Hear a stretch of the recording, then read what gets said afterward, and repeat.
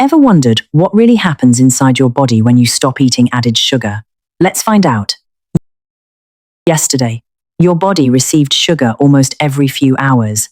A biscuit with your coffee, a soda after lunch, a chocolate bar in the afternoon, a dessert before bed. Inside your body, everyone had a job to do. The pancreas directed traffic. The liver stocked away extra fuel. Your brain celebrated every sweet reward. Then, today arrives. The sugar never comes. But guess what? Your body doesn't panic. It adapts.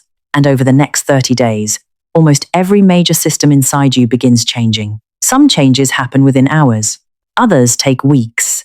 One of them will completely change how sweet your favorite foods taste. Let's shrink down. Because the real story is happening inside your body. First, the delivery trucks stop coming. We're standing inside your bloodstream. Yesterday, this place was busy. Imagine a city where delivery trucks arrive every few hours. Every truck carries one thing: sugar. The moment those trucks arrive, workers rush into action. The pancreas, the liver, your muscles, even your brain. Everyone knows exactly what to do. But today, the highway is empty. No trucks, no deliveries. For the first hour, nothing seems different. Then the pancreas notices. Let's meet the pancreas. It's a small organ tucked behind your stomach, but it quietly manages one of the busiest jobs in your body, keeping your blood sugar within a healthy range. Yesterday, it kept releasing a hormone called insulin. Insulin's job is simple. It helps move sugar from your bloodstream into your cells, where it can be used for energy. Think of insulin as a traffic officer. Yesterday, cars were everywhere. The officer stood in the middle of the road directing traffic. You, go to the muscles. You, head to the liver. Keep moving. But today, there are hardly any cars. The traffic officer lowers the whistle, looks around, then quietly calls someone else. A second hormone walks into the room. Its name is glucagon. Most people have heard of insulin. Very few have heard of glucagon, but they work as a team. When insulin says, "We have plenty of fuel," glucagon says, "Let's use what we've already stored." Think of glucagon as the manager of an emergency warehouse. He walks over to your liver, pulls out a giant key, and unlocks a storage room that hasn't needed much attention lately. Inside are thousands of tiny boxes, each one filled with glycogen. Glycogen is simply stored sugar. Your body packed it away earlier, saving it for a time exactly like this. The warehouse manager smiles. We've prepared for this. Workers begin carrying boxes out, one after another, sending fuel back into your bloodstream. Your muscles keep moving. Your brain keeps thinking. Everything carries on almost as if nothing changed. But something unexpected is happening. Every box of glycogen is wrapped in water. Lots of it. Imagine every box being tied to several bottles of water. As the boxes leave the warehouse, the water leaves too. That's why many people notice the number on the scale dropping during the first day or two after cutting back on added sugar. Not because they suddenly burned a large amount of body fat, because the warehouse is emptying and all that stored water is leaving with it. The scale celebrates, but the fat cells stay quiet. "It's not our turn yet," they whisper. "Not yet." By the second day, a new character enters the story. Your brain, specifically, a messenger inside your brain called dopamine. You've probably heard dopamine called the feel-good chemical. That's only part of the story. Dopamine doesn't create happiness. Its real job is helping your brain learn what experiences are worth repeating. Think of it as a gold star machine. Every time something rewarding happens, your brain quietly places another gold star beside it. Sweet dessert? Gold star. Chocolate? Gold star. Ice cream? Another gold star. And your brain starts expecting those rewards. Yesterday, sugar kept arriving.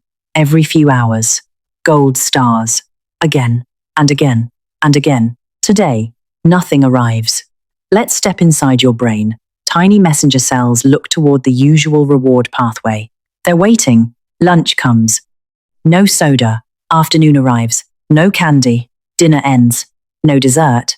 One messenger turns to another.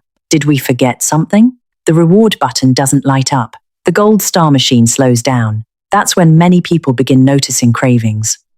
Not because your body desperately needs sugar, But because your brain is adjusting to a reward that suddenly became much less frequent, you've probably heard people say, sugar is as addictive as cocaine. That's an oversimplification. Some animal studies have shown that sugar can strongly activate dopamine pathways, but researchers have not shown that added sugar causes addiction in humans the same way drugs like cocaine do. What scientists do know is this: the brain loves patterns, and when a familiar reward suddenly disappears, it notices, very loudly, for a few days. It keeps asking the same question. Are we getting something sweet later? But while your brain is busy searching for sugar, something remarkable is happening somewhere else, deep inside your body. The fat cells have finally started paying attention, because for the first time in a long time, the sugar tank is running low, and your body is about to reach for an entirely different source of fuel, the one it has been saving all along. Fourthly, the second fuel tank finally opens. When we left off, your brain was still looking for its usual sweet reward, but somewhere much quieter, another conversation was happening. Let's leave the brain and walk over to your fat cells. Imagine your body has two fuel tanks. The first tank is filled with sugar from the food you eat. The second is filled with stored body fat. Every time you eat something sweet, your body walks straight to the first tank. Not because fat is bad, simply because sugar is the quickest fuel to use. Yesterday, the sugar tank was constantly being refilled. Today, no new deliveries arrive. The fuel gauge begins to drop. Your body pauses, looks at the second tank, then reaches for the handle. For the first time in a while, it begins unlocking stored fat. Notice what didn't happen. Nobody shouted, "Burn fat." Nobody flipped a magic switch. Your body simply followed its design. When one fuel source becomes less available, it gradually begins using another. That's why reducing added sugar isn't about forcing your body to burn fat. It's about giving it a reason to. And here's where many people get discouraged. The scale may stop dropping as quickly after those first couple of days. That's completely normal. Remember, most of the early weight loss was water leaving with stored glycogen. Now, the slower work begins. The work you can't always see. Soon, your taste buds wake up. A week passes. Then something surprising happens. Not in your muscles. Not in your liver. On your tongue. Let's meet your taste buds. They're tiny sensors whose job is to detect flavors. Sweet, salty, sour, bitter, umami. Imagine walking into a room where music is blasting at full volume every single day. After a while, your ears get used to it. The music doesn't become quieter. You simply become less sensitive to it. Added sugar works much the same way. The more sweetness your taste buds experience every day, the less impressive sweetness becomes. That's why many people slowly start adding more sugar to their coffee, more syrup to their drinks, more dessert after dinner. Not because they're weak, because their taste buds have adapted. Now imagine someone walks over and slowly turns the volume down. That's what happens after days or weeks with much less added sugar. Your taste buds begin becoming sensitive again. One morning, you bite into a strawberry. It tastes sweeter than you remember. An apple suddenly tastes like dessert. Even plain yogurt has more flavor than it used to. Studies suggest that reducing exposure to very sweet foods can increase your sensitivity to sweetness over time. Your fruit didn't become sweeter. You simply started tasting it the way it was meant to taste. By now, the biggest changes are no longer dramatic. They're quiet. Let's zoom out and look at the whole body. Your pancreas isn't directing emergency traffic all day. Your blood sugar rises more gently after meals. Your energy becomes steadier. Those afternoon crashes become less common. Now let's visit your gut. Inside your digestive system lives an entire community of trillions of microbes. Think of it as a busy city. Some of these tiny residents thrive on fiber-rich foods. Others do better when highly processed foods and lots of added sugar dominate the menu. When your eating habits change, the city's restaurants change too. Some microbes receive fewer of the foods they relied on. Others begin to flourish. Over time, many people notice less bloating and more comfortable digestion, especially if cutting added sugar also means eating more whole foods. Now, let's stop by your skin. High intakes of sugary, high glycemic foods can contribute to acne in some people by increasing inflammation and affecting hormones involved in oil production. As your diet improves, your skin may begin calming down too. Not overnight, but gradually, Tiny improvements, stacking on top of one another. And that's how real health usually happens, not with one giant transformation, with hundreds of small ones happening quietly in the background. Let's return to where this story began. Yesterday, delivery trucks carrying sugar kept arriving. Your pancreas spent the day directing traffic. Your brain kept expecting another sweet reward. Your taste buds barely noticed natural sweetness anymore. Today, the roads are quieter. The warehouse isn't constantly opening.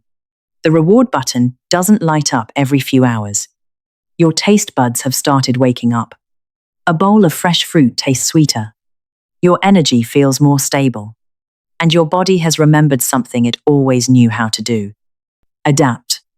The American Heart Association recommends limiting added sugar because consistently high intakes are linked to a greater risk of conditions like heart disease and type 2 diabetes. Not because sugar is poison, but because your body works best when added sugar isn't constantly flooding the system. That's the part most people never hear. Your body wasn't trying to make things harder. It wasn't refusing to change. It was simply responding to the signals you gave it every single day.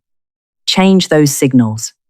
Give your body enough time, and it starts writing a very different story.